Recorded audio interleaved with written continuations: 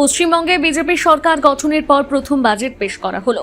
সেই বাজেটে রাজ্যের জন্য একাধিক জনমুখী প্রকল্পের ঘোষণা করা হয়েছে। পাশাপাশি উত্তরবঙ্গ ও দক্ষিণ দিনাজপুর জেলার জন্য একাধিক গুরুত্বপূর্ণ ঘোষণা করা হয়।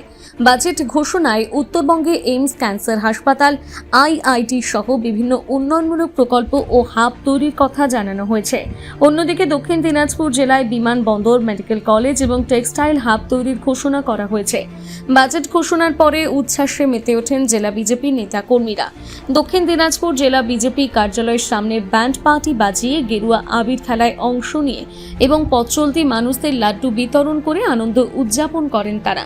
এই কর্মসূচিতে উপস্থিত ছিলেন জেলা বিজেপি সভাপতি স্বরূপ চৌধুরী, জেলার সাধারণ সম্পাদক বাপি সরকার, গৌতম রায় সহ অন্যান্য বিজেপি নেতৃত্ব, কর্মী সমর্থকেরা। এই প্রসঙ্গে দক্ষিণ দিনাজপুর জেলা বিজেপি সভাপতি স্বরূপ চৌধুরী জানান, দেখুন, আজকে ভারতীয় জনতা পার্টির পশ্চিমবঙ্গের সরকার অর্থাৎ ডবল ইঞ্জিন সরকারের হওয়ার পর এই প্রথম পশ্চিমবাংলার ক্ষেত্রে আমরা একটা বাজেট উপহার পেলাম।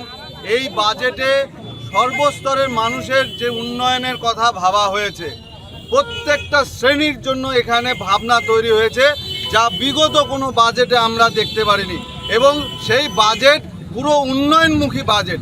আমরা দেখেছি যে কৃষকদের জন্য যেমন একাধিক যোজনা এর মধ্যে যেমন আর বরাদ্দ আছে, তেমনি যারা শ্রমিক তাদের জন্য যেমন ভাবনা হয়েছে। মহিলাদের জন্য আপনারা জানেন যে অন্নপূর্ণা ভাণ্ডার সহ ছাড়াও যে মহিলারা বাসে ভ্রমণ ক্ষেত্রে আরও যারা সুবিধা, বিশেষ করে যারা মহিলা যারা কলেজ ছাত্রী তাদের জন্য এককালীন 60,000 টাকা, এরকম মহিলা থানা থেকে শুরু করে ব্যাপকভাবে মহিলাদের কথা যেমন ভাবা হয়েছে, তেমনি এখানে বলা হয়েছে যুবকদের জন্য, বেকার যুবকদের ক্ষেত্রেও এখানে ভাবা হয়েছে, যারা উচ্চশিক্ষায় শিক্ষিত ছেলে মেয়েদের কথাও যেমন ভাবা হয়েছে। এবং এই জেলার সামগ্রিক উন্নয়নের ক্ষেত্রেও যেমন আমরা জানি যে বালুরঘাট থেকে যে এয়ারপোর্টের যে ব্যবস্থার কথা যেমন বলা হয়েছে, তেমনি আমরা জেনেছি যে বালুরঘাটে এর আগে মেডিকেল কলেজ ছিল না, মেডিকেল কলেজের কথা এই বাজেটে যেমন এসছে, তেমনি বালুরঘাট বিশ্ববিদ্যালয়ের কথাও এই বাজেটের মধ্যে আমরা পাচ্ছি।